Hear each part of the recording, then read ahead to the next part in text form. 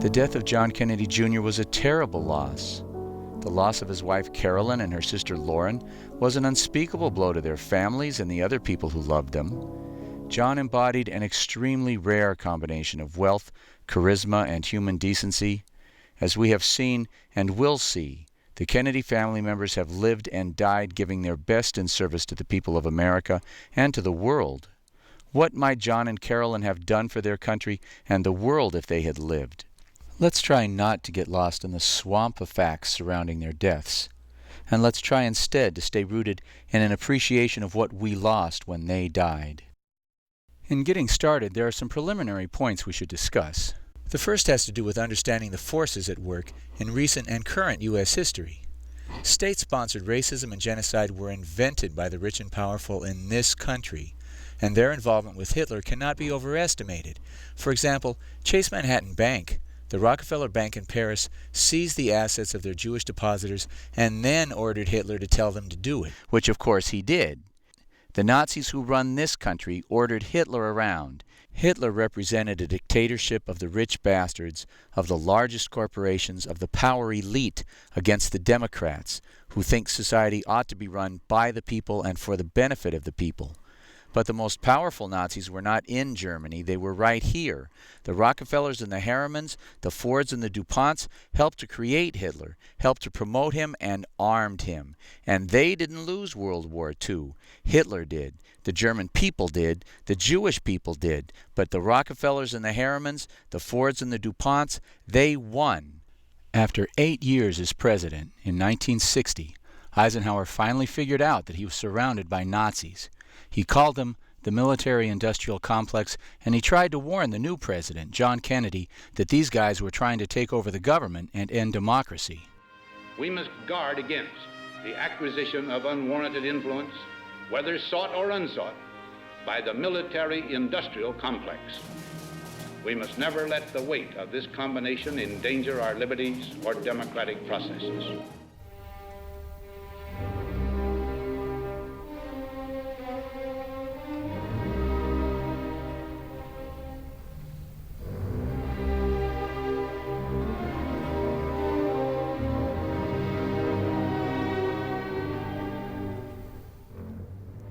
The Kennedy family has a truly amazing history. Joe, the oldest son, died in a bomber over Germany fighting Nazis.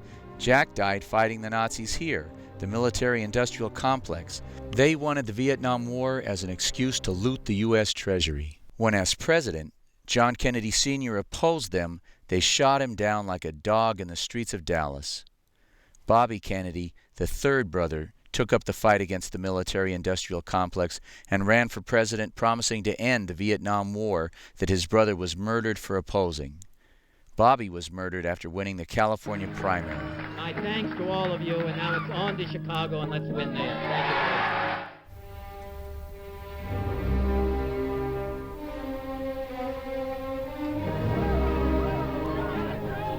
you. The murder, as usual, was blamed on a lone nut, Sirhan. But the L.A. County coroner, Thomas Noguchi, said that the powder burns on the back of Robert Kennedy's head indicated that the shot was fired from within 1 inch. We came to conclusion that the muzzle distance would be 1 inch from the right ear edge. But the eyewitnesses all said that Sirhan never came near enough to deliver the fatal shot to the back of the head. And Sirhan was right in front of me, right in front of the steam table and between me. In front? In front, yeah. I had him right in front of me. I didn't let him pass me. I had my left foot on his knees, and I pushed him over. How far would the gun muzzle be from Senator Kennedy's head? About 1.5 feet, I would say, 1.5 feet, 2 feet. More shots were fired than Sirhan's gun was capable of firing. Sirhan said he did not remember firing the shots and that he had absolutely no reason to hate Robert Kennedy. Many investigators concluded that Sirhan was a victim of mind control, a decoy sent to divert attention while the real killer fired the fatal shot. Edward Kennedy, the fourth brother, after becoming a senator, barely escaped death in a plane crash that broke his back and killed everyone else on board. And his political career was ruined when someone drugged him and drove his car off a bridge. He survived, but his hopes to run for president did not. This is not some stupid, mysterious family curse. For 50 years, the Kennedys have had a heroic family tradition of fighting real Nazis, of defending the democratic interests of the people against other families with anti-democratic traditions. These Nazis have been instrumental in the murders of the Kennedys. These Nazis, the Illuminati, the rich bastards, they are the Kennedy curse. The death of John Kennedy Jr. must be seen in this light. Who would want to kill a harmless boob like John Kennedy Jr.? It's a common question that needs to be answered. John was not a harmless boob, and the men who murdered John's father had good reason to fear that he would go after his father's killers. John was not your average stupid, spoiled rich kid. For example, this was his birthday. He was 3. Not your average birthday party. All the women were dressed in black. His mama was no fool. Minutes after the assassination, they wanted her to change her dress. She said, "No, I want the American people to see what they did to my husband." What they did to my husband. She didn't buy any of this lone nut crap. She did her best to help her children grow up normal and healthy. She didn't send them away to one of those factories where they manufacture rich kids into sick and twisted upper-class scum. She tried hard to keep them normal. But when John wanted to be an actor, she let him know that he had more serious work to do. George Magazine was that work. Infotainment, but real info. Not the stupidifying garbage you get on 150 channels of cable. Entertaining, engaging, but smart and real and important. Perhaps too smart, too real, and too important. He published at least 2 very, very dangerous articles. The first was written by the mother of the assassin of Yitzhak Rabin, the liberal, peace-seeking Prime Minister of Israel. This woman said that Rabin's assassination was a plot engineered by the Mossad, the Israeli CIA. She argued essentially that her son was a tool of the Mossad, that he could never have penetrated the security around Rabin if it weren't an inside job. Wow. Publishing an article that encourages people to consider the possibility that their own security might be involved in attacks on their own citizens based on the fact that those attacks could not have succeeded if the security agencies had done their jobs. I don't think we can overemphasize this point. John Kennedy devoted his life to trying to bring the people the whole, dangerous truth. He paid for this devotion to the people and to the truth with his life. The day John died, Israeli Prime Minister Ehud Barak was in the United States, not to suggest anything as crass as that Barak was involved in John's death. I was in the country too, but I didn't do it. But there can be no question that Barak's visit was preceded by the arrival of an army of security personnel, including, of course, the Mossad. They were here. They arrived in advance of John's death in order to make preparations for the Prime Minister's visit, of course. But after John's death, a Mossad agent planted this lie in the New York Post. And as we have just seen, they had reason to want John Kennedy Jr. dead. Not only did John refuse to endorse the Warren Commission and say, yes, of course, his father had been murdered by a lone nut, how awful. Not only did John refuse to attack Oliver Stone in his movie JFK, but George Magazine published a second very dangerous article, this one written by Oliver Stone himself. The article Stone wrote was about how the rich and powerful have always assassinated their political opponents throughout history, including John's father. John took this guy who said that the rich and powerful forces had killed his father, and he paid him, and he published him, and he actually encouraged people to listen to him as if he had something legitimate to say. Was John incredibly brave or just stupid? I vote for brave. And perhaps most dangerous of all, John was a threat to his father's killers because when he decided to run for political office, he was going to win.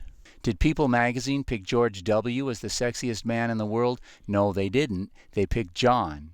When he spoke in public, he had a natural ease and presence. He was what they call charismatic.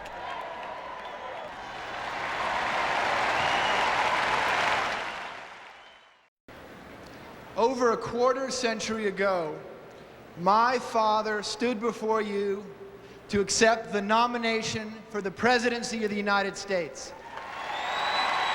America is better because of the leadership of Edward Kennedy. Thank you. He has shown that an unwavering commitment to the poor, to the elderly, to those without hope, regardless of fashion or convention, is the greatest reward of public service. Which brings us to our next introductory point. If there was foul play in the death of John Kennedy Jr., and we will show absolutely conclusively in a few minutes that there was, George W. Bush and his father have to be seen as the prime suspects. It's an obvious point, really. As we saw in JFK 2, The Bush Connection, George Herbert Walker Bush helped to supervise the assassination of President Kennedy, and from that moment on, his political future was made. He was a made man.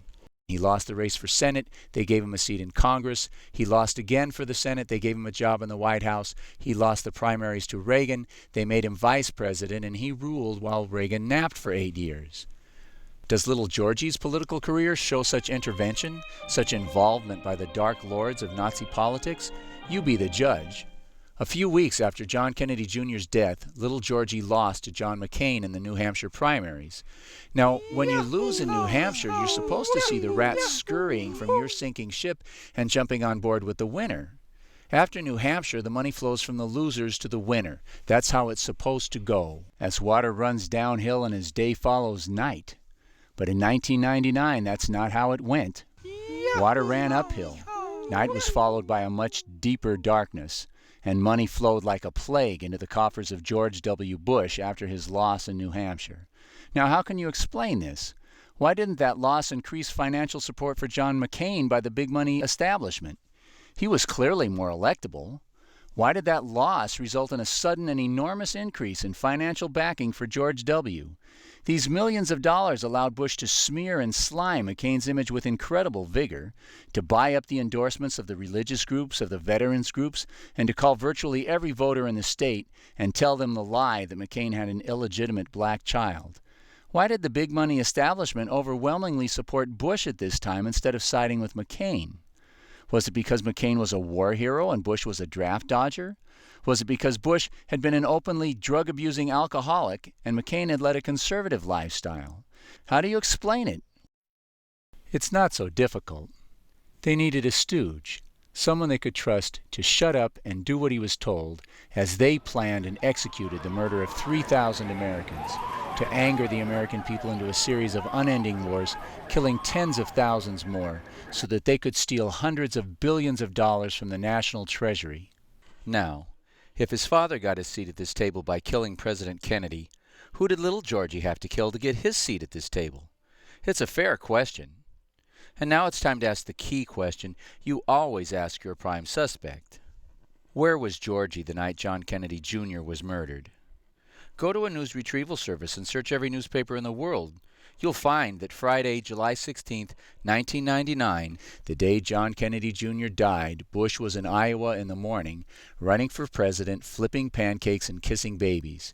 The polls showed that he was losing in New Hampshire to John McCain. You might see this as a crucial weekend for campaigning, but Bush got on a bus at 10 o'clock that Friday morning and disappeared for 3 days. On Saturday, the media ran to Al Gore to ask his response to John Jr.'s death so he could say how sad and sorry he was. And Gore said that he would cancel all his campaign rallies for the weekend out of respect for the family's losses. And then the reporters ran to the Bush campaign headquarters. I mean, here's Bush, a president's son. What does he think of the death of another president's son? That was their angle.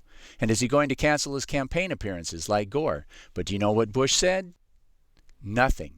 He was nowhere to be found.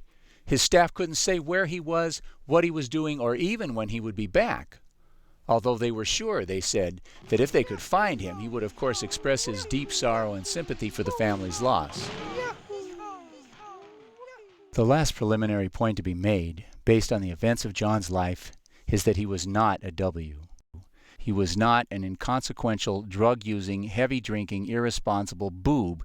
He was a responsible, smart, dynamic, responsible, good-hearted, devastatingly handsome, responsible talent with a winning personality and a commitment to make the world a better place. Did I mention how responsible he was? Specifically and most importantly for us today, he was an enormously responsible pilot. Without a dissenting opinion, the 9 flight instructors who watched John fly over the course of 17 years agreed that he was methodical about his flight planning and very cautious regarding his aviation decision-making. How did such a careful pilot end up crashing into the sea, killing his wife and his sister-in-law, and possibly his unborn child? How? Well, that's what we're here to find out.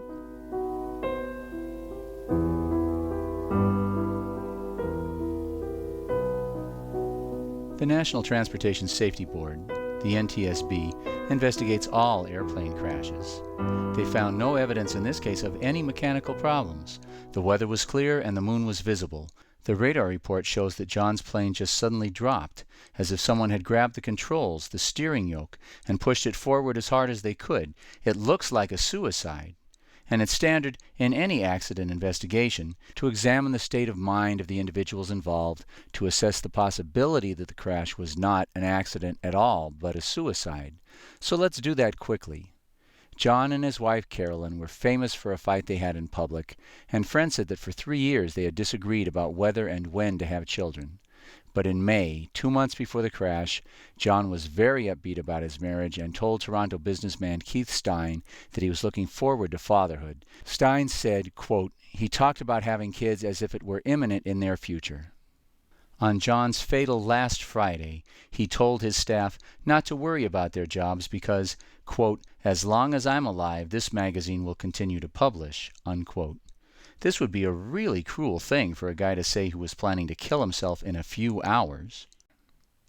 On his last Friday afternoon, John and his wife's sister, Lauren, arrived at the Essex County Airport in Caldwell, New Jersey at 7:30.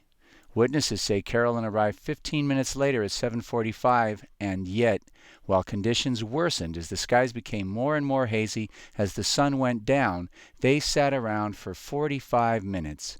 Why? What were they waiting for? This is an anomaly. It doesn't make any sense. In any case, at 8:30, 45 minutes after arriving, John, his sister-in-law, Lauren, and his wife took off from Caldwell, New Jersey, and headed northeast towards Martha's Vineyard, ascending to a cruising altitude of 5,500 feet. An NTSB radar analysis shows the final moments of the flight in great detail. At 9:33, the plane, still headed northeast, began descending from its cruising altitude of 5,500 feet.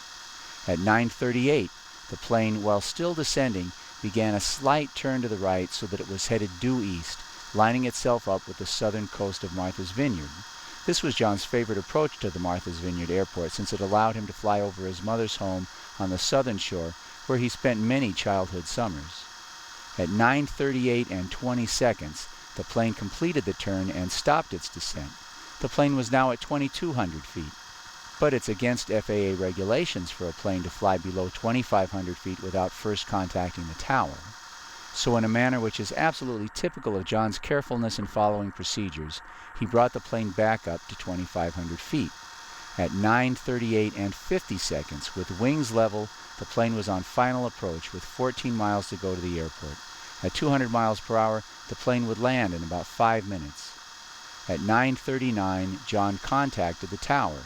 We don't know how long this conversation lasted, but at 9:40 and 15 seconds, 1 minute and 15 seconds later, the plane suddenly dove out of the sky, falling 2,500 feet in 45 seconds, crashing into the water at 200 miles per hour.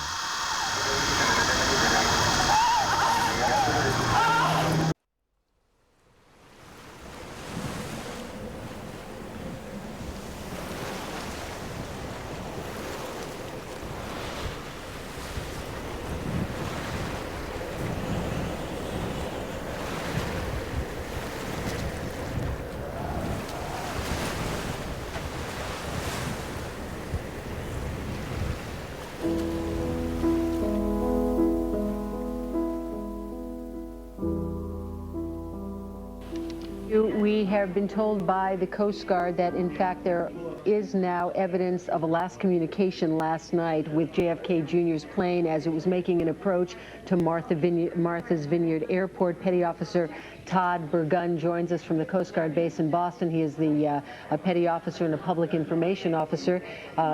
Thank you for being with us, sir. What can you tell us about this last communication with JFK Jr.'s plane? All I really know at this time is that it was at 9:39 p.m. and it was with the FAA, and it was on its final approach to Martha's Vineyard. So at 9:39, to the best of your information, JFK Jr. made a contact with the airport, with the flight controllers, the air traffic controllers at Martha's Vineyard Airport, that he was on a final descent. That is correct. At 9:39. Todd Burgun is a professional. What you heard him doing just now is what he does every day. He answers reporters' questions about the Coast Guard's involvement in rescues of plane and ship disasters. We have seen that at precisely 9:39, the plane had stopped descending and paused at 2,500 feet. FAA regulations require that the plane pause at 2,500 feet, contact the tower, and receive permission to continue. And Burgun reports that it was at this precise moment, 9:39, that Kennedy did in fact contact the tower. Burgun's report is absolutely consistent with the radar information that we got from the NTSB that was used to reconstruct the last moments of the plane before it crashed. Burgun's report is absolutely credible. If he had been off by 1 minute on either side, if he had said 9:38, he'd have been wrong. The plane was still executing the turn and was not yet on final approach. If he had said 9:40, he'd have been wrong. The plane was on its way into the water. How was he able to identify the exact minute that the plane was holding at 2,500 feet, waiting to get clearance from the tower before descending? He had to have gotten that information from FAA flight personnel in the tower at Martha's Vineyard Airport, that Kennedy indeed contacted the tower at 9:39. There is no other possible explanation. This question of radio contact with the Martha's Vineyard Tower is enormously important for a couple of reasons. You see, whenever you contact air traffic control, your particular radar blip is then entered into the FAA's air traffic computer system.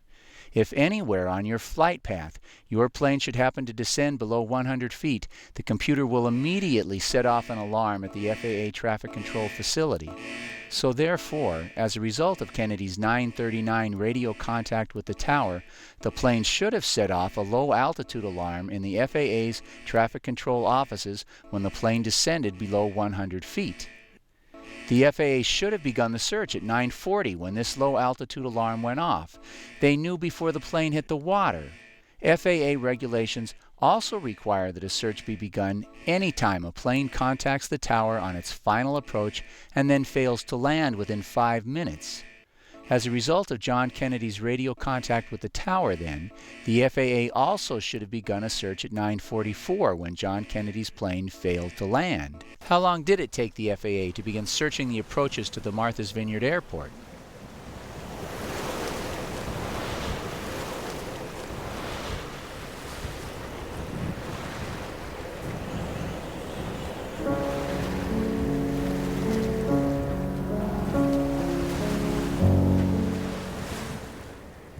If this outrageous delay was actually part of a criminal conspiracy, then it's obvious that this information about John Kennedy contacting the tower would have to be disappeared. And it was disappeared. At 12:30, Burgun was removed. He was silenced. He disappeared from any further reports of any kind. In fact, all government agencies, including the FAA and the Coast Guard, suddenly went silent, and reporters were now referred to the Pentagon. That's right. Suddenly the Pentagon became the center for reporting what was supposedly a peacetime activity of search and rescue, resulting from a peacetime accident. All right, we're told the Pentagon news conference is about to get underway. Let's go there right now. This is an easily used facility. Both the Department of Defense and the Coast Guard, and to try to describe to you what... The Pentagon overtly took control of the news reporting of the crash. This was certainly extraordinary. And Lieutenant Colonel Steve Rourke was brought out to do the official line. I only know for sure that they did not talk to the tower at Martha's Vineyard. No need to mention Todd Burgun's report, because it now officially never happened. Nothing to see here, folks. Now let's move on. Along along the route, they may have spoken to somebody, but not at Martha's Vineyard. Certainly not at Martha's. They never made contact with the tower at Martha's Vineyard. That's my understanding. Colonel Rourke is lying. There's no way that Bergen's report could be false. None. The news people didn't believe Rourke for 1 second, and they continued all through the day to report what Bergen had told them. At 10 o'clock, and as we've been telling you all afternoon, his last contact with Martha's Vineyard Airport was apparently at 9:39 with air traffic controllers about 17 miles off of Martha's Vineyard, and that is now... Of course, if they wanted to make Bergen's report go away, the killers also had to shut down the honest people at FAA who had told Bergen about the tower contact, and they did. Do you have any knowledge about that, or whether they contacted Otis, or whether they contacted any other tower within the region? No, I do not have any more information, and the FAA would be a better point of contact. I have time for one waiting to hear from the Federal Aviation Administration on anything they might add as a result of listening to the tapes, the conversations between, the transmissions between the airplane, John F. Kennedy Jr.'s airplane, and air traffic controllers on the ground. Your sister-in-law. It would be really interesting to hear from the Federal Aviation Administration.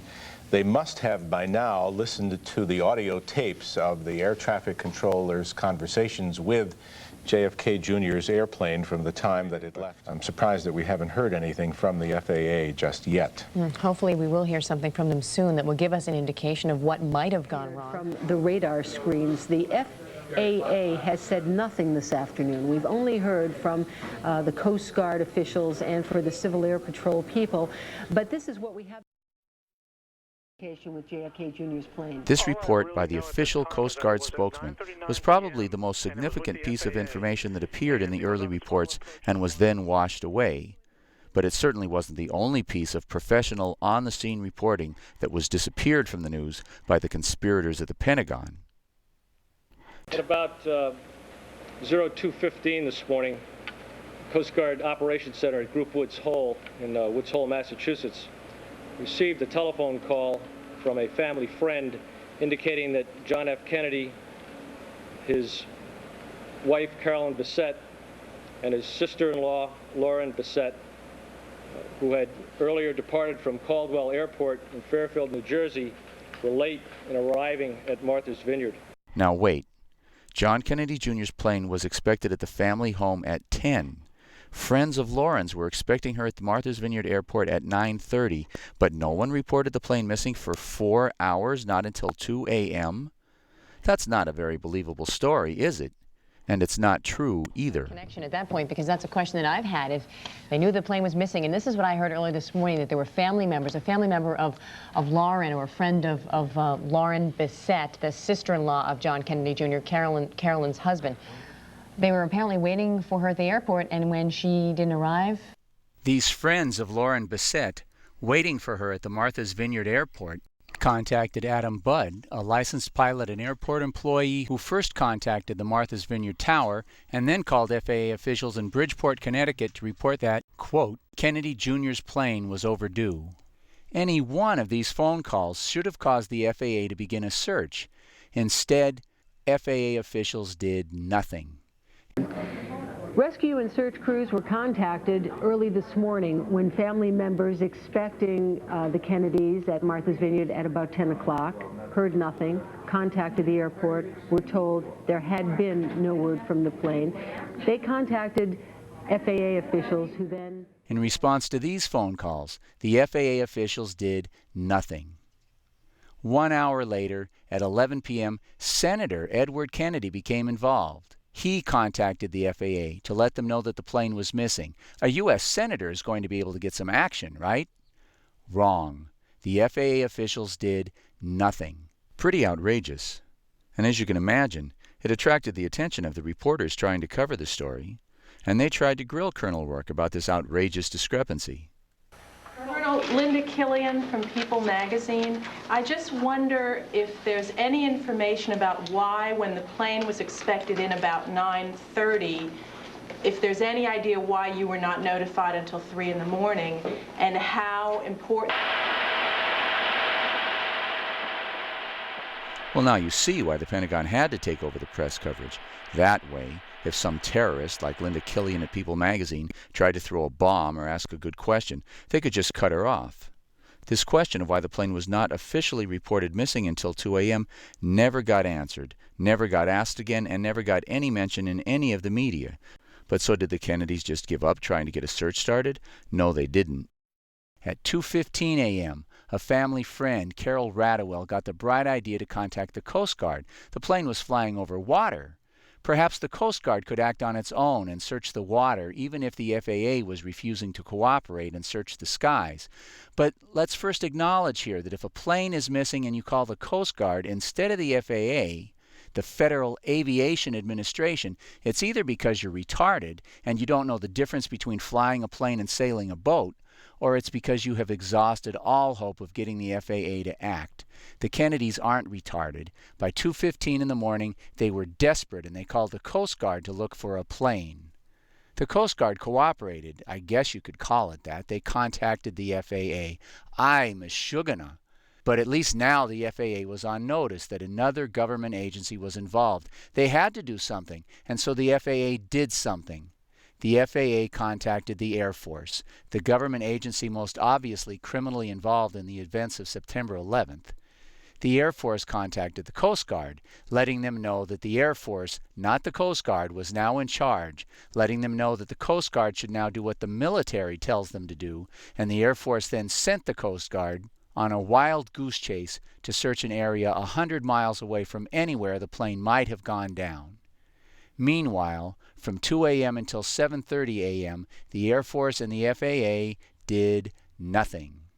At 6:30 a.m. on a Saturday morning, Ted Kennedy woke up John Podesta, Clinton's chief of staff. At 7 a.m., Podesta woke up Clinton. At 7:15, Clinton told Podesta to call the Air Force and tell them that if they didn't have a search underway in 15 minutes, they shouldn't bother to come to work on Monday because they would all be fired if they weren't in jail. The Air Force said, "Oh, you want a search? We'll give you a search," and they scattered 2 planes and 2 helicopters across 20,000 square miles of ocean. The Air Force kept them searching this vast expanse for the next 5.5 hours.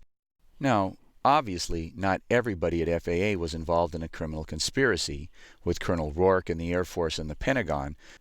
After all, Bergen got his information about the tower contact from some honest person at the FAA, and many other professionals at FAA also did their jobs as usual.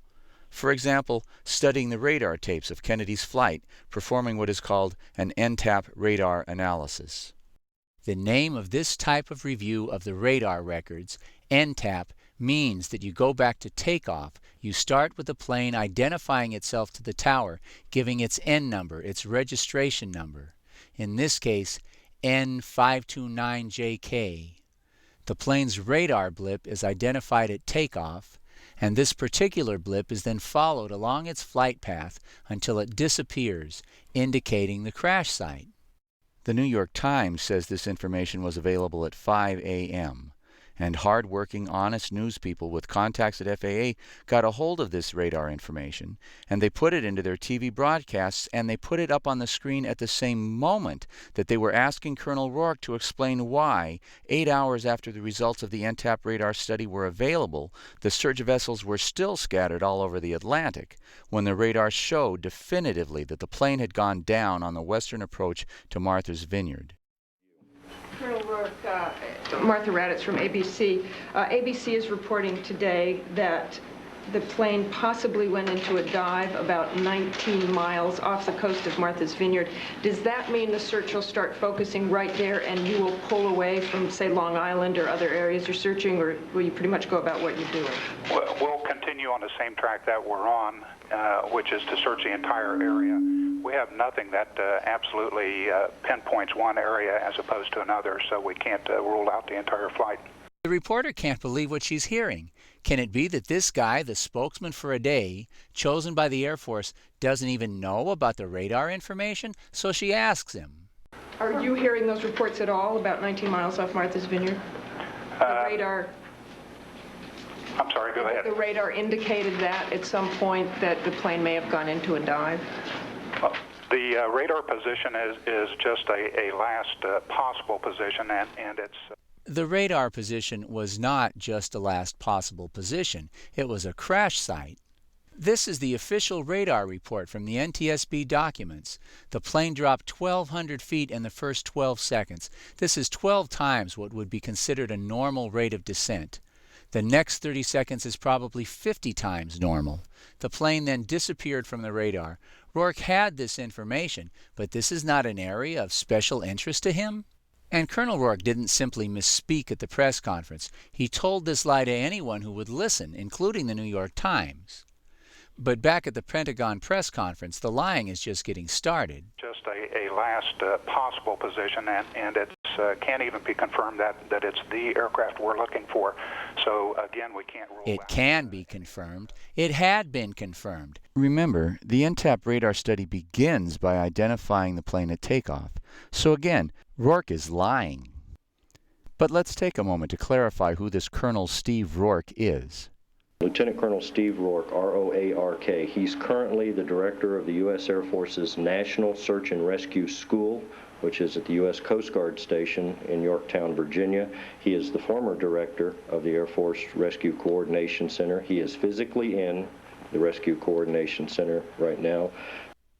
So Steve Rourke is very senior. He is the former director of the Air Force Rescue Coordination Center.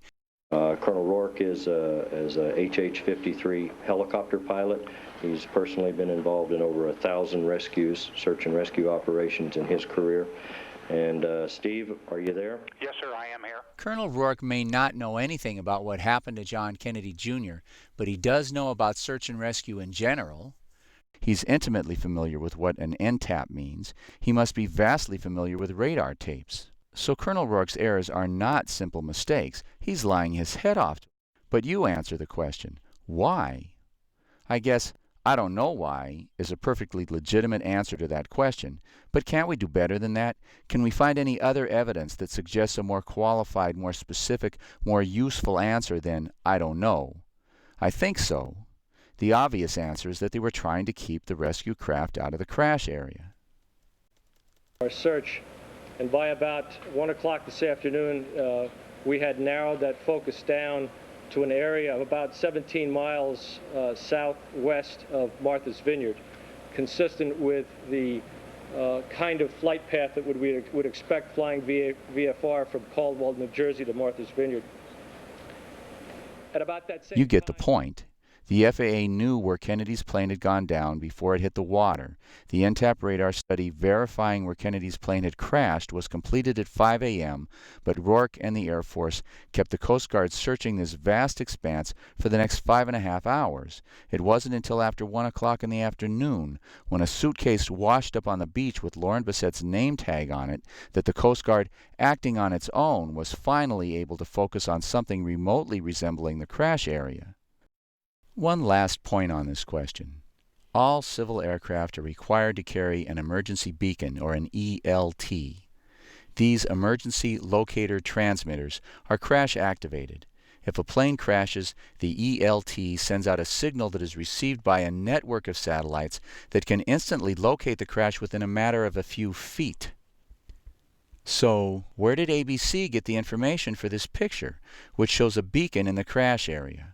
Obviously, the beacon went off as it was supposed to, the signal was received by the satellites as it was supposed to be, and, although news reporters at ABC managed to get a hold of this information, it was not passed on to the rescue teams in the Coast Guard and the Civil Air Patrol. But we already know how that works. The question then is why? Why didn't Rourke and the others involved in this criminal conspiracy want the searchers to know where to search? Again, I don't know is a pretty legitimate answer, but, again, can't we do better? Well, let's keep putting together the pieces we can and see what kind of picture we get.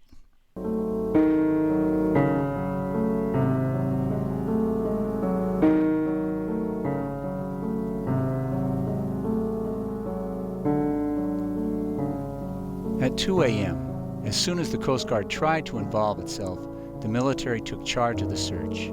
As we've seen, they hit or destroyed many pieces of vital information. In addition, The mafia, the military, and their accomplices have also seen fit to lose many crucial pieces of information which are essential to our being able to see and understand what happened. Through dumb luck and hard work and invaluable help from others, we've been able to replace many of these missing pieces.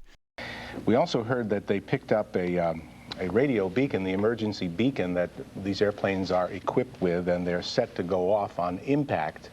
And that we now know, for example, that it is more than likely that John's emergency beacon, the ELT, went off and was received, but that this piece of the puzzle was removed. We can easily replace it. We found out that Adam Budd reported the plane missing at 10 o'clock. We found pieces of the puzzle that show the family, including Senator Kennedy, also made reports, beginning only a short while after Adam Budd's report at 10 p.m. and continuing throughout the night. The NTAP radar information, as well as the news that John Kennedy contacted the Martha's Vineyard Tower on his final approach, also got lost. As a result, 15.5 hours of search time were also lost. And what emerges from this scene is a conspiracy between the upper levels of the Air Force and FAA to manipulate events, draw a false picture of John as a careless and incompetent pilot, and to prevent the search and rescue teams from arriving at the crash area for as long as possible. And there are more missing pieces. For example, all of John's flight instructors would be shocked to find out that, according to Colonel Rourke and his friends, on this particular flight, John did not follow two of the most basic and routine safety procedures. He did not, according to the bad guys, file a flight plan. And they say he did not contact any of the radar facilities along the route of his flight to Martha's Vineyard. The reason for filing a flight plan with the FAA is that it tells the search and rescue people where to look for you if you go missing. John had always filed a flight plan before on all of his previous trips, but not this time? The missing flight plan is one of the main reasons given by Rourke and his friends for the 15-hour delay locating the crash. There are also several good reasons that a careful and conscientious pilot like John would always contact the air traffic control radar facilities along the route of a flight. First, contacting the controllers allows them to warn you of any hazards in your area. For example, if a jumbo jet has engine trouble and unexpectedly has to turn around and then comes barreling up behind you, the controllers can warn you, if you contact them, to watch out, and they can tell you where to go to get out of the way.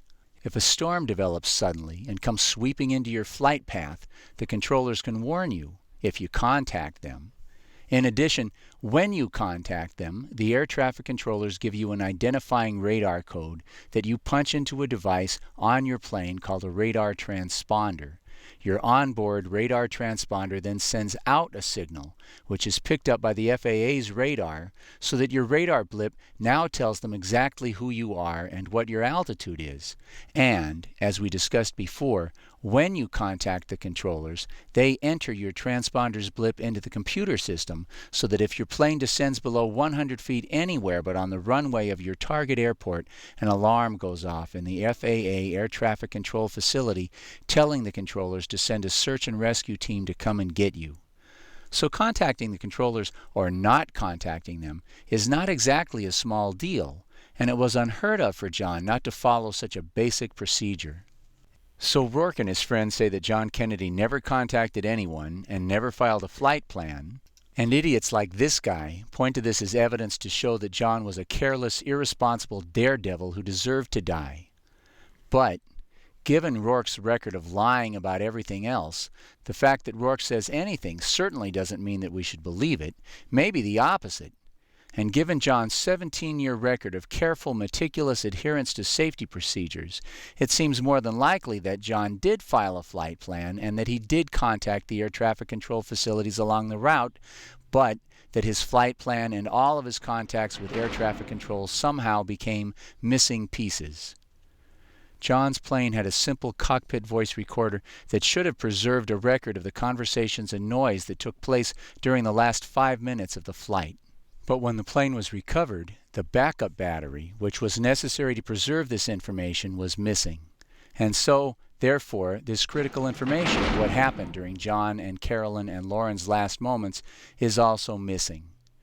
Is it possible that during the 15-hour delay, or later after the plane was recovered, that someone removed the battery in order to prevent us from knowing what transpired in the final minutes of the flight? But what would they accomplish by doing such a thing? What could they have been trying to hide? At this point, we can't even begin to guess. Witnesses saw John talking on the phone in the minutes before he took off. Who was he talking to? And what was he talking about? It's a small piece and maybe unimportant, but at this point it attracts our attention because it's missing. It's supposed to be in the report. The NTSB is supposed to investigate this question. It's their routine to do so, and for obvious reasons. I mean, what if Kennedy had threatened to kill himself and his wife during this phone call? That would be important. Was he telling relatives not to wait up for him? That would help to explain the delay if it were true. Was he talking to a flight instructor, making plans or canceling plans? We don't know. The NTSB has the phone record. Given the clear evidence in this case of a conspiracy by Rourke and others to hide the truth about what happened, the fact that it's missing should automatically attract our attention. Our response should be, it's missing, it must be important. Those who knew John's personal flying habits say that John kept his flight log in an aquamarine duffel on his plane. Witnesses familiar with John, his flight log, and this duffel were watching the news of the crash on CNN and saw this duffel being recovered among the debris from the crash. CNN's website also covered the story of the debris recovered after the crash and quotes a witness who specifically mentions this duffel as among items recovered by the police after it washed up on the beach at Martha's Vineyard, and you'll notice that this bag was described as being intact. So what? Well, according to the witnesses, if the bag was intact, it would have contained John's flight log. Again, so what? Who cares? I mean, why would anyone want to hide the flight log from us? Well, the flight log records who was on the plane, and it does this for one principal reason, so that if the plane crashes, we can recover the flight log and verify who was on the plane. Then we know how many bodies, living or dead, we should be looking for. The insurance companies know whose policy they have to pay out on and whose they don't. To the insurance companies, anyway, answering the question of who was on the plane is not a small deal. This question will become even more important in just a minute. Right now, the most important lesson I need you to have learned from the murder of JFK is how to smell a rat. Please recall how we saw that the reports from professional, reliable, on-the-scene witnesses of shots from the front disappeared. They were replaced by unsubstantiated reports that all the shots came from behind. The point is this: when rich and powerful bastards are killing a Democratic leader, our best chance to find out the truth will come from the earliest reports. When we see these early reports from responsible, knowledgeable persons replaced by unsubstantiated reports from people with no name, no experience, the wrong job title, and no credibility, we should resist. We should demand to see credible, substantiated, supporting evidence before accepting the new version that someone is trying to sell us. We need to recognize that this exchanging of bad information for good by itself is evidence that supports a charge of conspiracy to murder. At this point, according to what the family has told us, it is believed that Kennedy was the pilot of the plane and that, in fact, he was the only pilot on board. There had been earlier reports that perhaps there had been a fourth passenger, a flight instructor. According to the family and what they have told us, that is not the case. The family is also saying that they are not sure that JFK Jr. had the proper license to pilot the plane last night, though the FAA has in fact not confirmed that. Now let's slow down and examine this statement very carefully. What does it tell us? The earliest reports said that there was a flight instructor on the plane. Please recognize then that the idea that a flight instructor was on the plane should not be casually dismissed, even if later some nameless person, known only as the family, began running around telling all the media a couple of really controversial things. Let's take the second part about John Kennedy's pilot's license first. The family is also saying that they are not sure that JFK Jr. had the proper license to pilot the plane last night, though the FAA has in fact not confirmed that. Jeez, John Kennedy didn't even have a license? What the hell did he think he was doing? Careless, irresponsible, stupid rich kid, acting like a daredevil with his wife on board. Too bad about her, but hell, he deserved to die. This is the kind of ugly truth you would think the family might want to keep quiet about. But what if it weren't true? What kind of family member would say it to the press if it weren't true? It wasn't true. He was qualified. He had a private pilot single-engine land license, which qualified him to fly this particular airplane under visual flight rules. The weather observation at the Martha's Vineyard Airport at 9 o'clock was 8 miles visibility. That's well above the minimums needed for visual flight rules. At 10 o'clock, it was 10 miles. We've heard from a number of people who were down on the vineyard and on the Cape last night that the moon was visible. So it's pretty apparent that the sky was not, there was no cloud cover, at least not a significant cloud cover.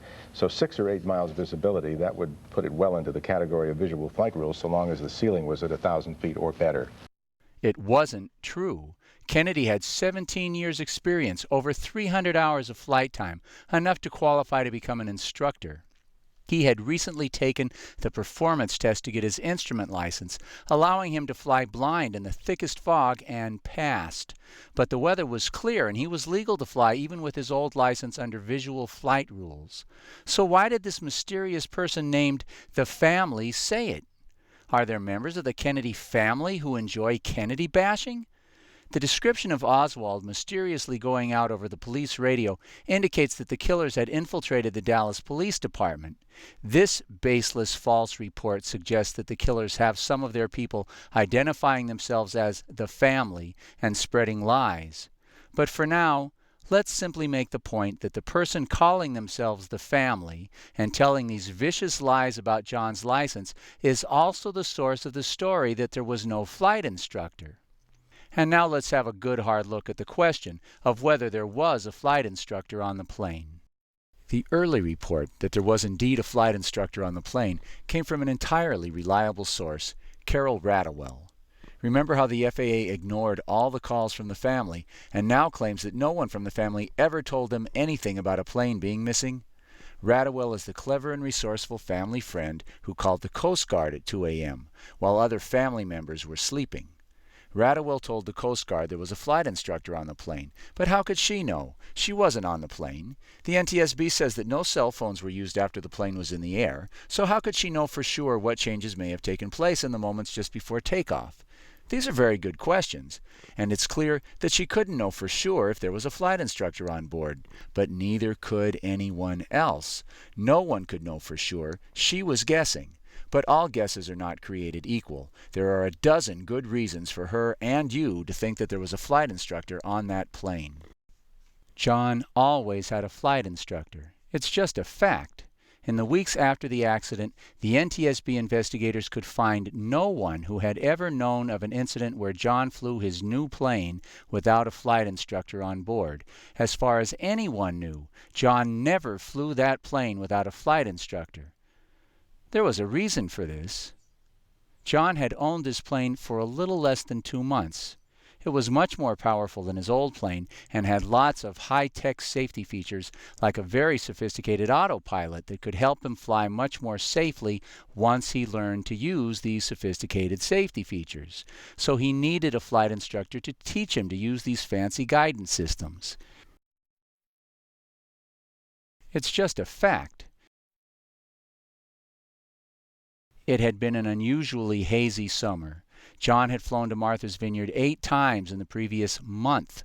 Of course, each time he had a flight instructor with him, but on 5 of his 8 most recent flights, visibility was so poor that it would have been illegal for John to fly without a flight instructor because his license was for visual flight rules only, meaning visibility of at least 4 miles. In Caldwell, New Jersey, as John was arriving at the airport, the afternoon was already turning extremely hazy. So John had every reason to think that he was going to need to have a flight instructor with him on this flight in order to be strictly legal. And according to all of his flight instructors, he never broke the rules and was always very cautious in his decision-making. So for John to have taken off alone, flying into weather that looked hazy along a route that he knew usually had poor visibility, would have been totally unlike him. We mentioned earlier that John and his sister-in-law, Lauren Bissett, arrived at the airport at 7:30.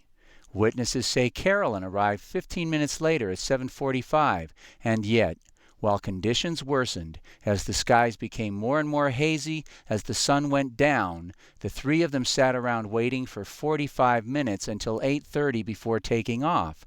Why? What were they waiting for? Can anyone suggest a more likely explanation or any other reasonable explanation at all other than that they were waiting for the flight instructor to show up? But suppose the scheduled flight instructor had not shown up. This would not be a problem for John. He routinely called them at a moment's notice for any sort of emergency. Clark, somebody originally said that he had a flight instructor because he was concerned about the cast on his leg. Secondly, I heard also someone suggest that he had a flight instructor with him because he is working on an instrument rating. And that's how you work on an instrument rating. You fly with a certified flight instructor who sits in the right seat. You sit in the left seat, and as you normally would, and you fly, and the instructor's there to guide you and to take over, frankly, if if you get into any trouble.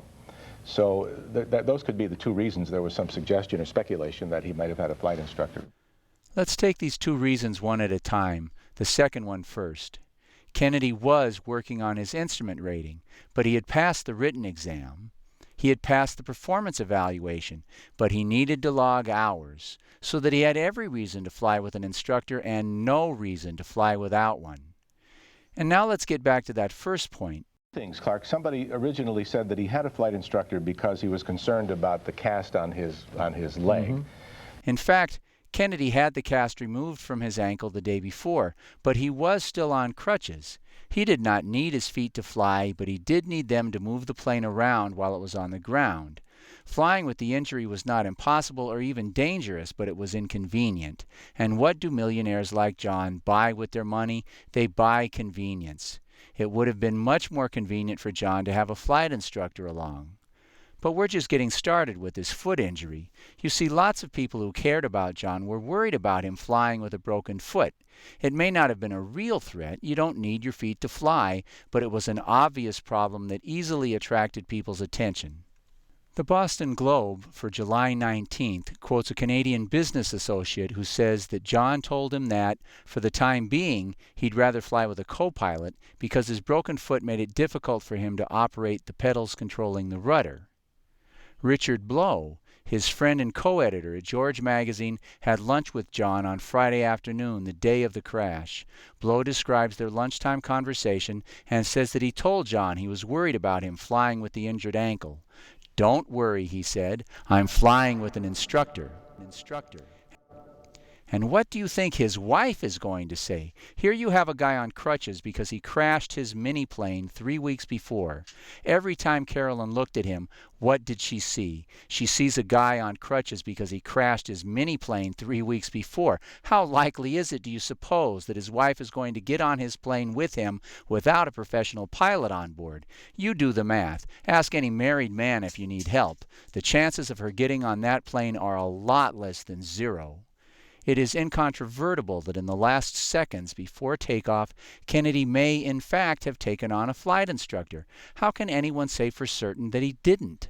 Until the wreckage and the flight log were recovered. Oh wait, they claim they didn't recover the flight log. That means there's no official record of who was on the plane. And it's well recognized that in ocean disasters, just because they didn't find your body doesn't mean you weren't there. For example, when they finally located the wreckage, the Coast Guard and the Navy scoured the bottom for every piece of available evidence. Thousands of small pieces were recovered. Nevertheless, in spite of their search, one of the seats is missing. This seat wasn't eaten or dragged off by sharks. It's rather extraordinary that it should be missing since all the other seats were trapped in the wreckage. How did this one get loose, and how did it get away? A minor point, maybe. The major point is this: if a large, durable, inedible piece of the plane is missing, why not a body, which could certainly have been dragged off and eaten in the 5 days that it took to recover the bodies? So, strictly speaking, Without the official flight log showing who was on the plane, even today it would be irresponsible for anyone to try to state definitively that there was no flight instructor on board that plane. We cannot say for sure. We just don't know. Radwell may have been only guessing that John Kennedy Jr. had a flight instructor on the plane, but her guess is supported by an enormous amount of evidence. And while Radwell could not have known for certain that there was a flight instructor, the likelihood that John would have had a professional pilot on board is overwhelming. So then why did all the news reporters, every one, throw out Radwell's story in favor of one that could not be verified then and cannot be verified even now? Oswald was arrested because he matched a description that came from out of nowhere. Unseen forces, invisible to us even today, infiltrated the Dallas police and planted this description. Who, calling themselves the family, told the outright lie that John did not have the necessary license to fly, and at the very same time began spreading the utterly baseless story that there was no flight instructor? And why did all the news accept this baseless story? Are you starting to detect a dark presence at work here? The lying of Colonel Rourke, the FAA saying that they didn't get any of the many phone calls the family made, the incredible 15-hour delay in sending search craft to the crash site, the mass of other missing pieces. This information is disturbing for what it suggests. It smells really bad, but the outline of what's really going on is far from clear. Let's see if we can sharpen the picture to get a better view of what's going on and who's involved. In their final report, a year after the accident, the NTSB featured the dramatic story that one of John's flight instructors had offered to fly with him, but that Kennedy told him that, quote, he wanted to do it alone. This story dominated the news about the final report, as well it might. Stories of Kennedys killing themselves are red meat for the press. They love it. Another Kennedy turns out to be a careless, irresponsible, stupid bastard who killed himself and his lovely wife. Too bad about her. But wait a minute. If this is such hot stuff, and it is, how come it didn't come out in the days right after the crash? The government did a better job than the media in digging up this story? That's a little strange, isn't it? I can answer that question. Yes, it is. So maybe we need to have a closer look at where this story comes from. ABC, the LA Times, and everybody else got their information from the NTSB final report. But this doesn't tell us very much. For example, who is this second CFI? What did he say, and when did he say it?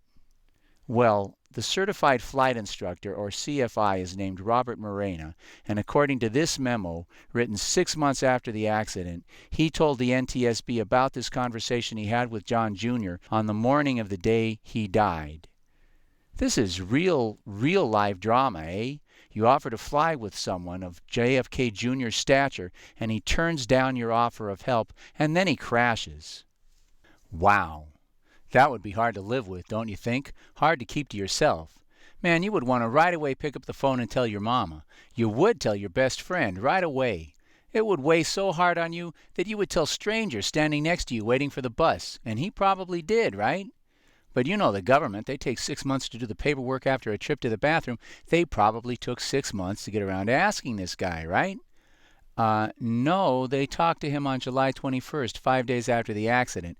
It seems to have been a long interview, plenty of time and opportunity for this flight instructor, Morena, to mention this conversation he had with John. But maybe the issue of John flying alone never came up. No, it seems that they talked about that and how John never did fly alone.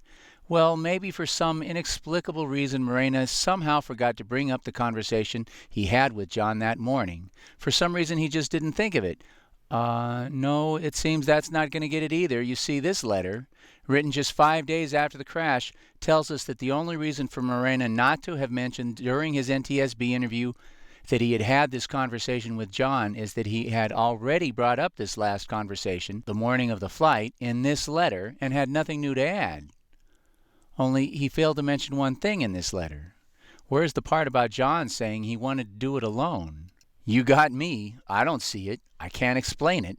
So I called Morena. I said, you know, your lawyer says that he spoke with you and that he asked you about your last conversation with John and that you told him that you never had any conversation with John about his plans to fly that night, with or without a flight instructor. Morena didn't try to explain it. He said, whatever I told the NTSB, that's what happened. Then he excused himself and hung up the phone. Whatever I told the NTSB, that's what happened. But you see, Bob, that's part of the problem. I don't know what you told the NTSB. Not only because you told your lawyer that you didn't say anything to the NTSB about John wanting to do it alone, but I also don't know what you told the NTSB because the NTSB violated the most basic procedures in preparing this document.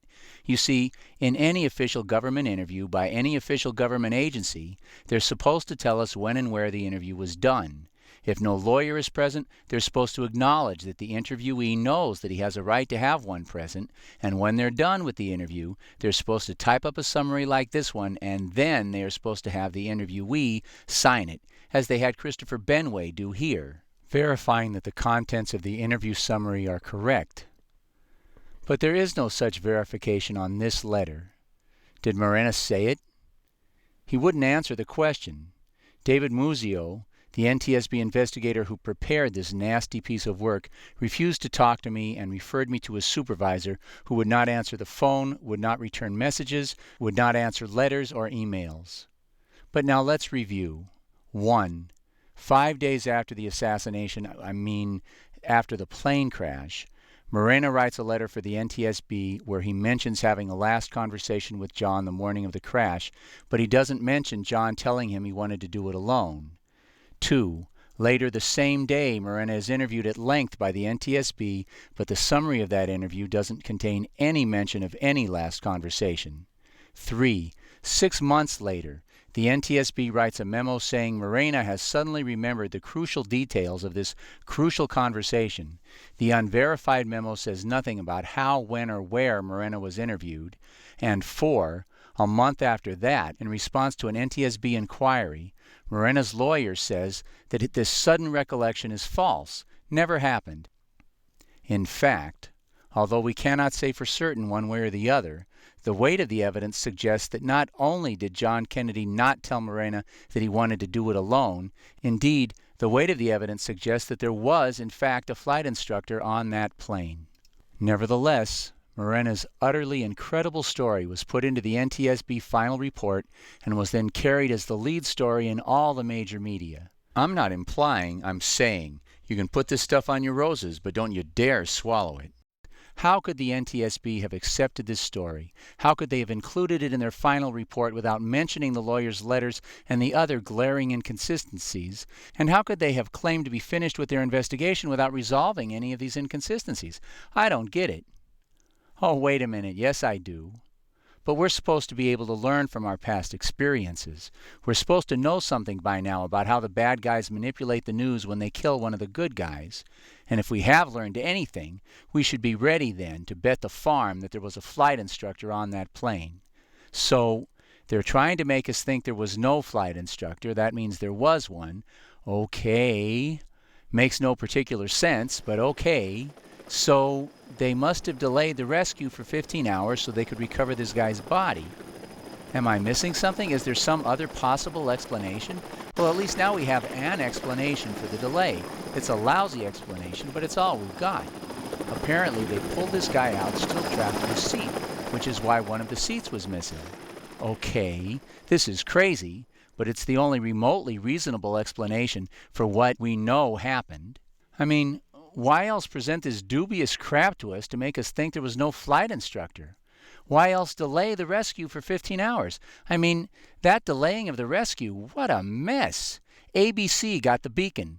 The freaking Coast Guard spokesman, Todd Burgun, is running around telling everybody about how Kennedy contacted the tower, forcing Senator Kennedy to wake up Clinton just to get a plane in the air. All of this screaming evidence that something dark and evil is going on. Why would they do it? Okay, well now we have an answer. They did all of this provocative stuff because they didn't want the search and rescue craft to get to the crash site until they had time to recover the body of the flight instructor, get the logbook, and remove the battery from the cockpit voice recorder. But why?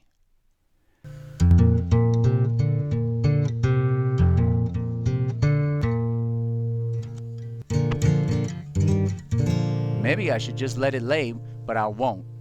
I guess it's just the kind of animal I am. Maybe I'm a little bit like them that way. See, they could have just left it alone too, and they didn't. I mean, suppose they let the news people keep the story that a flight instructor was on the plane, and suppose the body of a flight instructor got recovered. What does that prove to a suspicious guy like me? I can tell you what. Not a damn thing. But the millisecond I heard that the story had changed, that suddenly there was no flight instructor, the hair stood up on the back of my neck. No fooling. I knew right then I had to start looking as deep as I could go. And the way things are now, with the evidence we now have in hand, the one thing that is clear here is the presence of an unseen hand at work, trying to guide us to think that there was no flight instructor on the plane. And to me, that about proves that there was one.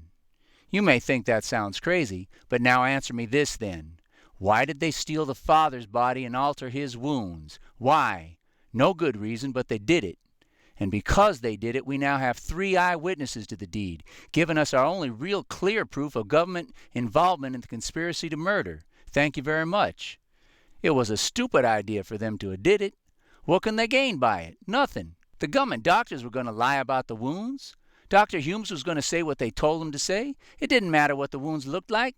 But they went ahead and they did it anyway for the pure pleasure of doing it, because that's just the kind of animals they are. Well, come on if you're coming. I'm going in after 'em. Ain't no help for it. It's just the kind of animal I am.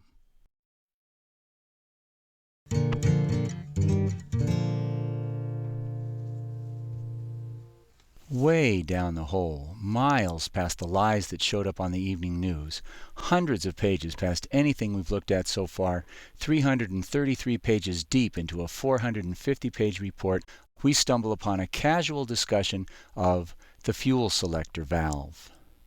The fuel selector valve was removed and examined. The valve itself was found in the off position. Now, stop. Take your shoes off and get ready to set a spell, because if we're looking for something outrageous, this is it. This is what we came for. Ready? Now think for a moment. You don't have to be a genius or an aviation expert to wonder at the meaning of these 9 words. The fuel selector valve in the off position will cut off gasoline to the engine. Let's take this one step at a time. First, you can't fly very far with the valve in the off position. So that means the valve had to have been moved to this position in the last moments that the plane was in the air. This is an obvious point, but absolutely mind-boggling. These 9 words tell us that as John Kennedy's plane was suddenly and catastrophically launched into a headfirst disastrous plunge towards the sea, John, or his wife, or someone on that plane was overcome by an uncontrollable urge to fiddle with the fuel selector valve. This is absolutely the strangest thing imaginable. It is literally unbelievable. Try it yourself. Get out the yellow pages, look up flight schools, call one up, talk to the guy in charge, and ask him what he thinks of the idea that the fuel selector valve of John Kennedy's plane was found in the off position. He won't believe you. Don't get mad or insulted, but you just better recognize, if we came down this hole looking for something strange, we have found it. We can go home now. Just kidding. We're just getting started. The point is, this is strange. It is obviously strange. You don't have to be a genius, an expert in aviation, or even particularly insightful to see that. Hey, wait, I know, that's it. Why didn't I think of that before? Why didn't you think of that before? Why didn't the NTSB think of that? Kennedy accidentally turned off the gasoline supply to the engine, the motor died, and down they went. No? No, you see... But an engine failure in and of itself would not force the airplane to make that kind of a spectacular dive. These airplanes, believe it or not, do have a capability of gliding. I'm not sure what it is in the Piper Saratoga, but in the particular airplane that I fly, for example, fully loaded at gross weight, which is 3,880 pounds, it will glide 2 miles for every 1,000 feet of altitude. So if you're at 5,000 feet, presumably, under the right circumstances and at the proper airspeed and the right attitude, you could glide about 10 miles. So if you accidentally turn off the fuel selector valve, you can still glide at 2,500 feet for 5 miles to a soft landing. On the way down, you get on the radio and help is on the way. You're not going to be in the water for more than a few minutes. You may not even get wet. Except, hey, John, you dummy. Why don't you just turn the valve back on and start the motor up? Oh yeah, okay, very good. Well, so we figured out all by ourselves that the plane didn't crash because that dummy John turned off the fuel selector valve. But don't be lazy. Be hard-working, determined, and thorough. Make a few calls. Call up some experts. Get out the yellow pages and call up these flight school guys. And again, ask a few more questions about fuel selector valves. Mr. Wizard, what's a fuel selector valve? Well, Jimmy, an airplane fuel selector valve has two primary uses. The first one has to do with distributing the weight of the gasoline evenly on the plane during the flight. You see, any aircraft must carry a great deal of fuel if it is going to fly over a long distance without stopping to refuel every few minutes. In a Piper Saratoga, the gas tanks are located here and here. The large tanks each hold about 51 gallons of fuel. But you see, Jimmy, the fuel not only takes up a good deal of room on the plane, it also weighs a great deal. And as you can imagine, on any plane, it is very important to keep the weight evenly distributed. A lopsided plane will be difficult, even dangerous to maneuver. It is for this reason the pilot must monitor the weight of the gasoline in each tank and use the fuel selector valves switching back and forth between the tanks to keep the weight in the tanks more or less equal and the plane balanced. However, the fuel selector valve also has an off position. That seems like a crazy thing, Mr. Wizard, and dangerous too. Why would anybody ever want to cut off the fuel to the engine in an airplane? That's a good question, Jimmy. But now let me ask you another. Suppose you're flying along at 5,000 feet when suddenly your engine develops a small gasoline leak near the motor. And suppose, as is likely to happen, the gasoline from the leak catches fire. What are you going to do? The fire will turn the small leak into a large leak. The small fire will turn into a large fire. The wind will make the fire spread quickly. And while you and your friends are burning to death, you might even think to crash your plane headfirst into the sea at 200 miles an hour just to end your terrible suffering. I know what to do, Mr. Wizard. I'll turn the fuel valve to off. That'll cut off the fuel to the motor. Without any gasoline, the fire will burn itself out, and I can glide for miles to a nice, safe landing. Why, of course, Jimmy. How right you are, clever child. So you see, boys and girls, the fuel valve is not installed on airplanes so that clumsy pilots can accidentally kill their motors and find themselves in a needless crash. It's a safety feature, of course. But there's one more thing you should know before you go. The FAA knows that not all pilots out there are young safety prodigies like young Jimmy here. Some are even accident-prone, and that's why every fuel selector valve has a special safety feature, an idiot button. You see, you cannot accidentally turn the fuel valve to off. It simply can't be done. The fuel valve can only be turned off in an emergency situation by holding down this button while simultaneously turning the fuel selector lever. Thus, the accidental turning off of the lever is a virtual impossibility, even in planes whose pilots may be accident-prone. It simply can't be done accidentally. Then how in the heck did the fuel valve end up in the off position in John Kennedy's plane, Mr. Wizard? I don't know. Indeed. Thanks a lot, Einstein. That really helps. It couldn't happen by accident. That means someone in the plane had to have done it on purpose, in the seconds before they all died. Oh, well, that clears everything up, right? Well, no, not really. In fact, not even a little bit. This doesn't answer anything. It just creates more questions. Like, how come nobody at NTSB thought it was even worth mentioning? I mean, you want headlines. John Kennedy killed himself. Apparently distraught over his millions of dollars, fame, good looks, his successful magazine, and beautiful wife, he decided to end it all by deliberately flipping the switch on his fuel selector valve, cutting off fuel to his engine. The plane then glided smoothly for another 3 miles, during which time rescue assets were able to mobilize and arrive. Oh, wait, that's right. You can't really kill yourself by turning off the fuel selector valve. So, new headline. While John Kennedy Jr.'s plane was falling out of the sky, rushing catastrophically towards the sea, he, or someone on that plane, decided that since they couldn't save their own lives, they might as well conserve resources by cutting off fuel to the engine. Do you like that one any better? No? It doesn't really work, does it? You can't really kill yourself by turning off the fuel selector valve. But you can kill yourself by grabbing the controls and pushing them violently forward, throwing your plane into the sea at 200 miles per hour. This radar analysis is part of the NTSB report. It's buried at page 321 of the report, but it's one of the most basic and important pieces of the evidence in any investigation. Any newshound who wanted to could have gotten a look at it. This line shows the tail end of the plane's very gradual descent from 5,500 to 2,200 feet. Kennedy had not yet contacted the tower at this point, and FAA regulations require that you contact the tower before descending below 2,500 feet. So, being the meticulous pilot that he was, John brought the plane back up to 2,500 feet. and contacted the tower. We don't know how long that conversation lasted, but if it lasted 1 minute, as soon as it was over, the plane began a catastrophic plunge into the sea. The conclusion seems obvious, doesn't it? It doesn't seem to matter what view you look at, south to north or east to west. It does not appear to be an accidental crash. It certainly looks as though someone on that plane decided to commit suicide the fun way, with a bunch of other people. There's no spiral to be detected in these depictions of the radar evidence. There's no disorienting movement of the plane of any kind. No one was able to find any evidence in the wreckage of an explosion, fire, or other catastrophe. It appears then as though someone grabbed the controls of the plane and pushed them violently forward. How could the NTSB have missed this? How is it not worth mentioning as a possibility? How did the sharks in the media not go nuts over this blood-red evidence of more Kennedy self-destruction? I don't know, but those aren't really the questions I'm trying to answer here. You see, I'm still hung up on that freaking fuel valve. I mean, let's say John decided for no apparent reason to kill himself, his wife, and his sister-in-law in his mother's front yard. That's right, isn't that sweet? The plane crashed just offshore of Jackie Kennedy's house on Martha's Vineyard, where John and his mother and sister spent many happy summer days. Some of the debris from the crash actually washed up on the beach in front of her house. So let's say that he decided to do that.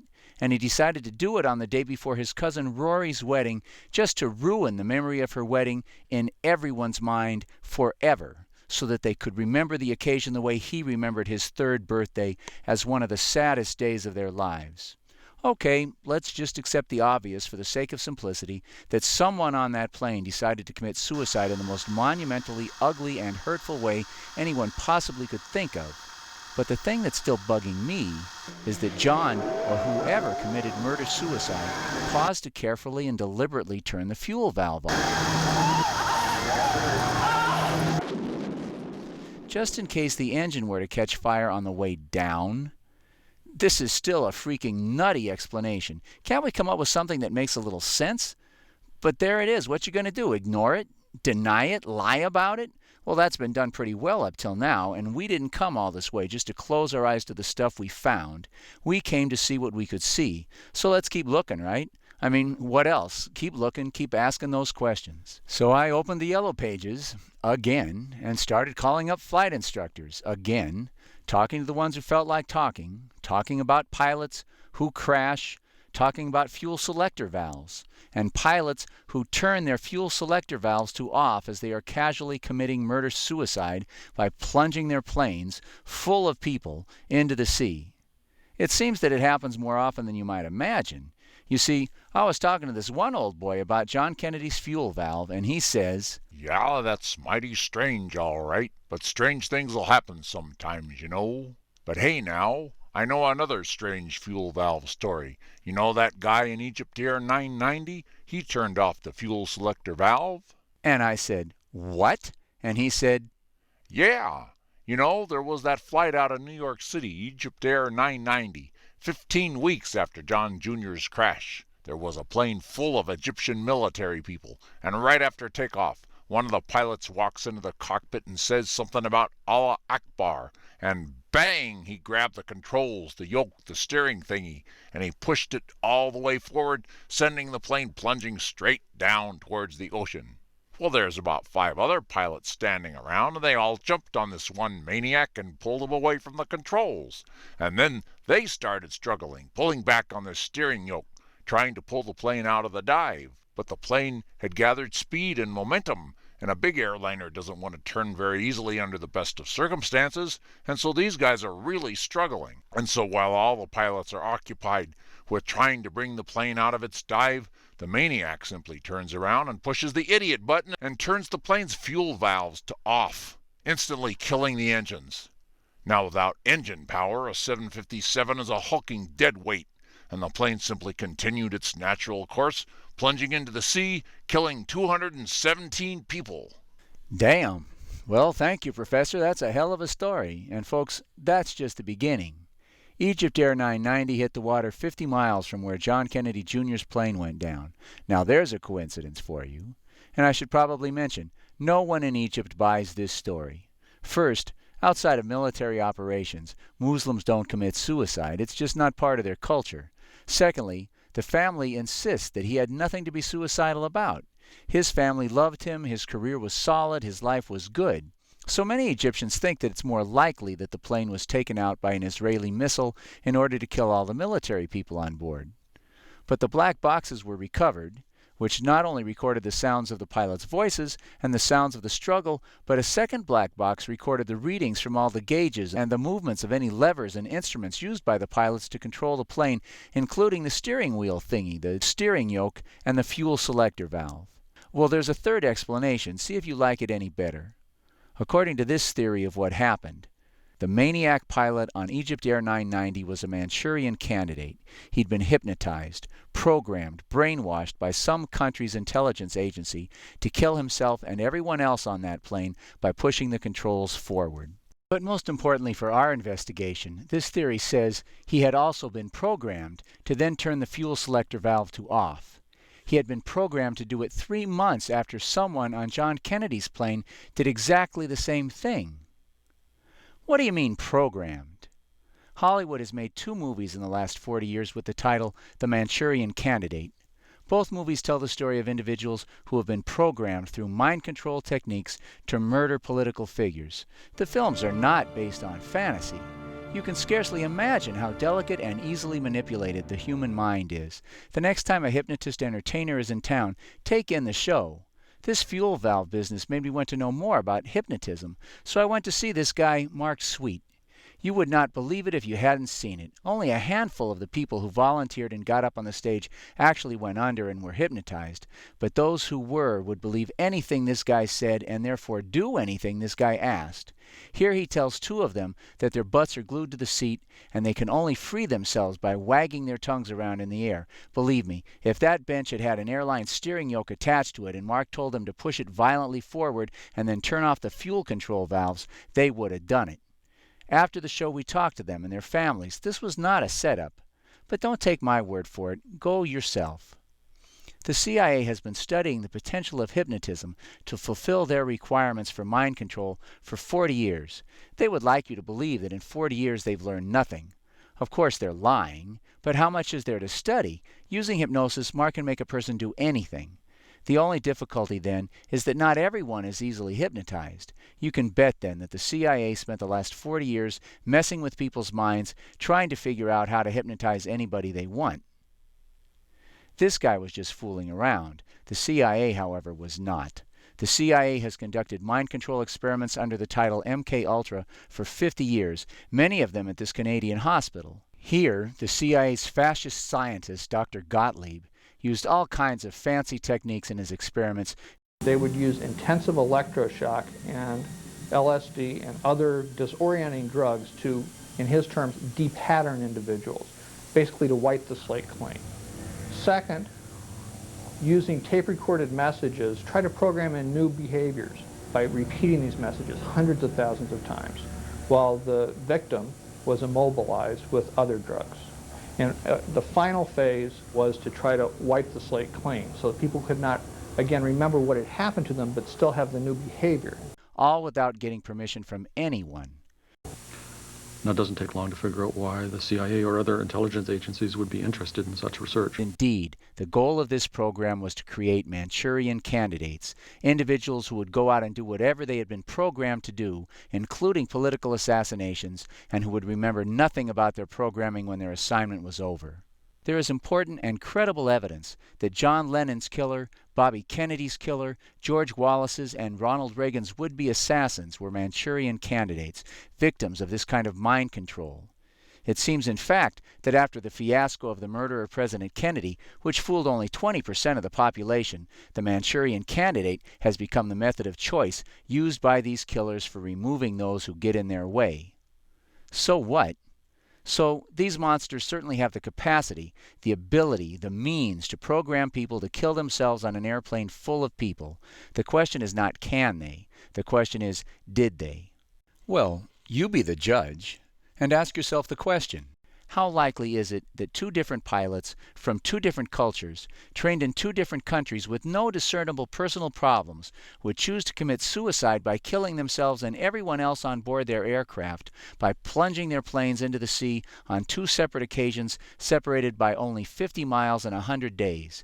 And how likely is it that both pilots, in the midst of their death plunge into the sea, would just coincidentally decide to while away the seconds before their deaths by turning off the fuel to the engines? I can answer that question. It's impossibly unlikely. It is not reasonable to call it a coincidence. Virtually any explanation that doesn't involve fairies or witches would be more likely, more reasonable than the suggestion that it was merely a coincidence. I mean, it's not like they teach you in pilot school that when committing murder-suicide with your plane and its passengers, don't forget to turn off the fuel valve just in case someone tries to stop you. But if they don't teach you in flight school, where do you go to learn these sort of sophisticated, cold-blooded, suicidal skills? Oh yeah. It's an obvious point then, isn't it, that the suicidal pilots on both planes were programmed by the same people. We've identified their modus operandi. The fact of these two closed fuel valves on both aircrafts is the smoking gun. It's not only the killer's fingerprints, it's their signature. The monsters who created these mass murderers signed their names with a flourish at the bottom of their artwork. Well, there you are. That's it. We're about at the bottom of this old rabbit hole. And there's not a lot left to do now except to remind ourselves why we came. Why did we come here? What were we looking for? We came here looking for evidence that we were hoping would help us to develop a theory about what happened, and that would help us to answer some of the glaring questions left unanswered by the official explanation, the official theory of what happened. We came hoping to be able to develop a theory that would explain the facts in this case in a manner that wasn't ridiculous. Well, we've done that, I think. Now, the evidence in this case is not complete, but please remember that it doesn't have to be. The evidence proving how the solar system operates would be considered incomplete, incredibly complex, difficult to understand, and virtually unprovable to the ordinary person until the start of interplanetary space travel 50 years ago.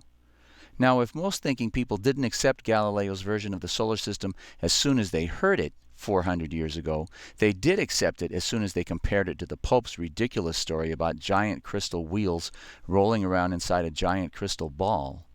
Galileo's theory of the solar system was based on very, very incomplete evidence, but it explained all of the evidence and it tied it together in a way that made sense. The theory that there was a flight instructor on the plane who was programmed to crash it into the sea is supported by all the evidence that there is, but it is incomplete. For example, at this point, I can't tell you the name of the missing flight instructor.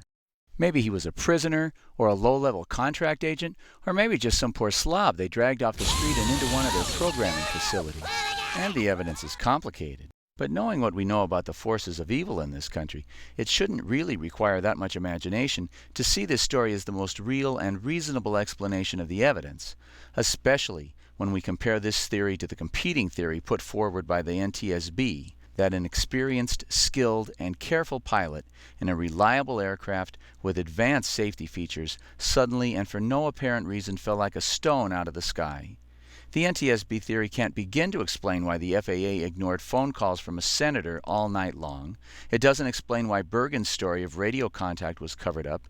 It can't explain Rourke's outrageous lies and mischaracterizations or all of the many missing pieces, and it sure in hell can't explain that fuel selector valve. With the theory of the program flight instructor, however, we can explain it all in a reasonable and coherent way. The plan was to commit the perfect crime, to grab the body of their Manchurian candidate, pull him out of the wreckage, and whisk him away, leaving no evidence of their crime. No one could ever possibly figure out how they did it. And they left no evidence, except for the 15-hour delay dispatching the search and rescue craft to the crash site. They must have let Georgie, Dick, and Rummy get involved, and as they have with the economy, energy, post-war Iraq, and Hurricane Katrina, they totally screwed it up. They let the plane sink, and then rather than go with Plan B and just let the flight instructor's body get recovered, they created this outrageous delay, without which this investigation would never have begun. The NTAP location was withheld from the Coast Guard and the Civil Air Patrol from 5 a.m. when it was available until the luggage began to wash up on the shore at 1 p.m. in order to give the bad guys time to recover the body of the flight instructor. Do you doubt me? They were out there. They were seen out there. Listen to this. Okay. Lieutenant Colonel Richard Stanley of the Civil Air Patrol, we appreciate your talking to us. If Kelly Tuthill is still standing by. Richard Stanley has been out searching the dry land areas of Martha's Vineyard since 7:30 a.m. He's now speaking at 12:15 a.m. Listen closely. In case the plane, in fact, had gone down. Go ahead. Go ahead. Going back to what you said you heard rumors of an NTAP west of That's correct, yes. Yeah. I saw the Coast Guard out there. That's the only thing I had that would hint in that direction. Okay. Yeah, there are reports that there were radar contacts within a few miles west of the vineyard. But so you did see Coast Guard vessels out there searching? Not vessels, helicopters. Coast Guard helicopters? Yeah. Okay, very good. Okay? Okay, thank you, sir. Sure thing. Now, wait a minute. Stanley is speaking at 12:15 about events he saw early that morning. Admiral Richard Larrabee of the Coast Guard said several times that the Coast Guard did not get the information necessary to begin a focused search until 1 p.m. And by about 1 o'clock this afternoon, we had narrowed that focus down to an area of about 17 miles southwest of Martha's Vineyard. A few minutes after the interview with Richard Stanley, Todd Bergen, the Coast Guard information officer, said the same thing, that he and the Coast Guard didn't have any radar information. Yes. And that's the last time the plane was heard from? That is correct. At approximately 2,500 feet, 10 miles offshore? That's my understanding. Like I said, as far as that radar location, I do not have that information. Officer, is there anything that I failed? Remember at the Pentagon news conference, at about 1:30, Colonel Rourke insisted that despite the radar information, that they were not focusing on one area. We'll continue on the same track that we're on, which is to search the entire area. All these people say there was no information that would lead to a focused search of the waters off Martha's Vineyard, and yet Richard Stanley says... Correct, yes. Yeah. I saw the Coast Guard out there. That's the only thing I had that would hint in that direction. Okay, yeah. There are... No one was focusing on the crash site, but Stanley says he saw what he took to be the Coast Guard conducting a focused search off the west coast of Martha's Vineyard early in the morning. But that's not possible. In fact, just to be clear, the Coast Guard says it wasn't them. But if it wasn't the Coast Guard, then who was it? Well, we have an answer to that now, don't we? Granted, the evidence in this case is circumstantial. But that doesn't make it crazy to bring George W. up on charges. Crazy? Hell, it's not even unusual. It is part one of the absolutely basic standard operating procedure for any criminal prosecution, a two-step process that has put tens of thousands of Americans, perhaps hundreds of thousands, in prison today using less evidence than can be presented in this case. Step one of the process is to review the evidence, so let's do that quickly. 1. The guy's father was a murderer. John's refusal to accept the official version of his father's murder, his promotion of Oliver Stone, his commitment to publishing bold and important truths about the crimes committed by governments against their own citizens, and his real potential to seek and win high government office all made John a very real threat to the monsters who killed his father. 2. Bush Sr. earned the oil mafia support for his presidency by killing John Kennedy Sr. His reward for participating in this murder was not only a place at the table of these killers, but, as we have seen, their guaranteed, undying support for his political career no matter how many times he lost. They picked him up, sewed him back together, and promoted him to higher and higher positions of political power. 3. Georgie is clearly now a leading member of this oil mafia, secretly sworn to serve their interests. While he has been president, the oil mafia's profits and prospects have soared through the roof. Of course, the American people pay. He may only be a stooge at this table, but he is a stooge not only with a seat, but with his own little nameplace marker at the table of this mafia, that you have to earn your membership in by committing a murder. So point 4 in the evidence is that George W., like his father, would also have to kill somebody to 5. Get the oil mafia to support him instead of McCain, and to get a place at their table, like his father before him. So who? That's the obvious question, isn't it? It should be the obvious question. Who do you suppose these sick and twisted bastards decided Georgie should kill to make his bone? They decided, the father kills a father, the son should kill the son. They liked the poetry of it. We have proved that John Kennedy Jr. was murdered. Can any reasonable person look at this mountain of evidence in the death of JFK Jr. and not see clear, unmistakable signs of foul play? We have part one of the requirements to bring this case to court. Very powerful circumstantial evidence, the only explanation for which is murder. Now, the best explanation, the most reasonable explanation, the most probable explanation for the available evidence will be accepted as proof in a criminal case if and only if it is also the only reasonable explanation. That is, if the only other explanation is ridiculously and unreasonably improbable, leaving no reasonable doubt. If this were a court case, George W. Bush would have to prove a reasonable alternative explanation for the facts we have presented here. He'd have to give a reasonable explanation for why the Dark Lord supported a coke-addled, draft-dodging loser instead of John McCain. He'd have to explain the FAA's ignoring of Senator Kennedy, and Rourke's lies, and that absolutely amazing fuel selector valve. He'd have to present a reasonable alternative explanation for these unusual events, or he would have to provide an alibi for where he was on July 16, 1999, and he doesn't have one. Why the hell didn't his staff know where he was? Was he in bed with Colin, or was he in bed with Condoleezza, or both? Or was he in a boat with Dick Cheney, Donald Rumsfeld, and Richard Myers in the waters off Martha's Vineyard, waiting for a plane to come down? In any case, it's very simple. All Georgie has to do is provide a credible alibi. But you know, this is not an easy thing for a guy like Bush. Wherever he says he was, we're going to want to know who was with him. All of those people he might name lead very public lives. They never carry cash. There are dozens of credit card transactions providing evidence of where they all were that weekend.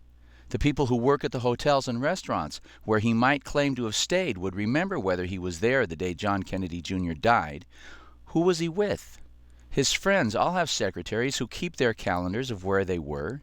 Do you think all of those calendars of all of those people are going to match his? Not if they are all lying. Remember, these are the guys who screw up everything they touch. For example, George's father claims that he knew nothing about the Iran-Contra weapons cocaine terrorism scandal, and Bush's personal calendar/date book shows him out of town on the dates that the meetings were held to plan these crimes. But Ollie North, who did all the day-to-day grunt work of this dark and murderous business, he also had a calendar/date book, and his book shows that Bush chaired the planning meetings. So let Georgie answer the question, where were you? And when he does, and it's proved a lie, the same thing will happen to him that happens to every other person accused of murder based on circumstantial evidence when their alibi is proved to be a lie. He'll be convicted.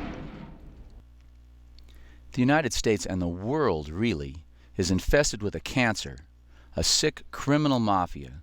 These people invented state-sponsored race-based slavery and racism. They killed Lincoln so that they could then instigate a war of extermination against the Plains Indians. In the 1900s, these sick and twisted racist killers instituted immigration quotas to keep inferior races out of the USA, like the Irish, the Italians, the Jews, and the Chinese. These racist monsters didn't just support Hitler, they created Hitler. The Holocaust was a disaster for the German war effort, but these vermin made $1 trillion off of it. Hitler lost World War II, but they won. A few years later, they murdered John Kennedy in hopes of making another $1 trillion off the Vietnam War. If you don't know that they blew up the World Trade Center, you're not trying hard enough. Certainly, in the aftermath of 9/11, they have picked our pockets for several $100 billion more. The Patriot Act makes it look as though they plan to permanently destroy democracy in America. Their plans for the environment are threatening the very existence of the human race. What are you going to do about it? Whatever it is, you better get on it. Martin Luther King said it. These sickos are only powerful when good people do nothing. Cesar Chavez said it. These turds are only powerful if we let them be. I can't say it better than this guy.